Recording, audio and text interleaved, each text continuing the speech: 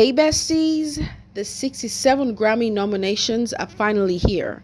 Let's take a look at 2025 biggest snubs and let's take a look at some of the nominees in their various categories. This year's nominees for Album of the Year are New Blue Sun, Andre 3000, Cowboy Carter, Beyonce, Short and Sweet, Sabrina Carpenter, Brat, Charlie XCX, Jess, Volume 4, Jacob Collier, Hit Me Hard and Soft, Billie Eilish, Chappell Roan, The Rise and Fall of a Midwest Princess, The Tortured Poets Department, Taylor Swift. For 2025 biggest snubs, I feel like Ariana Grande is at the top of the list because she had a beautiful album. She had a beautiful body of work. Ari's fans have now taken to X to express their distaste for this year's nomination with over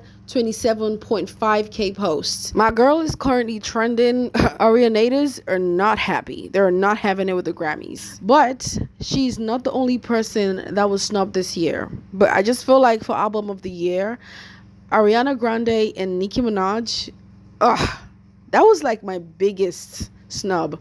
But for Nicki Minaj, I'm not surprised. We all know that. So moving on to the next category. The nominees for Record of the Year are Now and Then, The Beatles, Texas Hold'em, Beyonce, Espresso, Sabrina Carpenter, 360, Charlie XCX, Birds of a Feather, Billie Eilish, Not Like Us, Kendrick Lamar, Good Luck Babe, Chappell Roan, Fortnite, Taylor Swift featuring Post Malone. I can't really say I'm mad at the Record of the Year nominations, but the fact that the Grammys have completely blackballed Nicki Minaj. I mean, she had a very good body of work, amazing songs, and it performed very well. I mean, she did the numbers, she did everything she was supposed to do.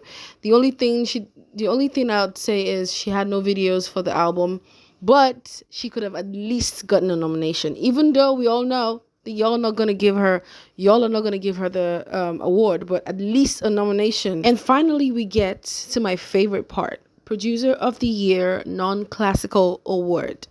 And the first person is Elisa, and we have Darnist Demille or whatever, Ian Finchuk, if I pronounce the name incorrectly, forgive me, Mustard, and Daniel Negro. Pretty sure, no, I am convinced that the Grammys didn't just put out Producer of the Year nomination and not include Jack Antonoff. Like, this dude literally gave y'all amazing songs. I mean, produced Sabrina Carpenter's album and Taylor's. So how do y'all nominate, how is Taylor and Sabrina nominated for so many categories and he produced most of those songs and he doesn't have Producer of the Year nomination? With my understanding, right? Producer of the Year, it stands for someone that has, that has helped produce one of the biggest songs of the year. No? Am I just the Lulu? Like, what is going on?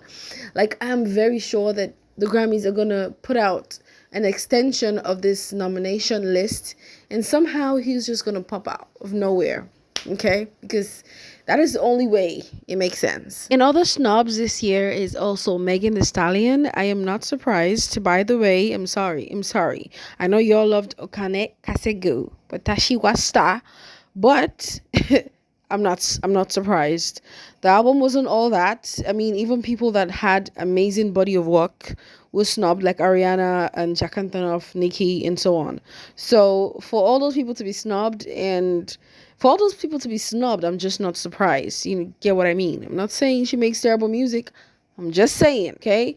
And also another person that was snubbed that I am just like, how, is Olivia Rodrigo. Other people that were snubbed in their various categories are Ara Star, Dua Lipa, and Doja Cat. Doja had a very good album. She had, I think, 3 or 4 hit songs on that album. So I'm surprised. I'm really surprised she didn't get a nomination at least. But Ira Star didn't really like do them numbers, like those huge numbers on her album. But in her category, in the African category, I feel like she should have gotten at least a nomination, even if she was not going to win. So, and finally, last but definitely not the least, is The Weeknd. He got 0 nominations, and there's some rumors. I don't know if all the rumors are true, but we'll probably find out. Variety just released this statement on Jack Antonoff being snubbed for this year's Producer of the Year nomination, and this is what they said. Jack Antonoff has had the Producer of the Year non-classical category on lock for the past 3 years, sweeping the category from 2022 through this year. So it came as a major shock that he's been left entirely out of the 2025 nominations. The shock that Jack Antonoff didn't get a nomination this year is not just because he's had it before, or he's been one of the major nominations in that category before. It is majorly because he produced amazing songs that did crazy numbers, number one album for Sabrina, and Taylor's album as well. So it's not just like, okay, maybe he had like a one song, or maybe he produced like 1 or 2 songs that performed fairly well. He really did his thing this year, you know? So it's just like, how is he not even nominated? Maybe he's not gonna win, right? But at least a nomination, yeah. But yeah, that is all I'm gonna be taking for the Grammy nominations, snobs. Y'all can tell me if I forgot, skipped anybody, or just didn't come to mind, or didn't see anything about them. Don't forget to like and subscribe to the channel, and I'll see y'all in the next video. Bye, guys.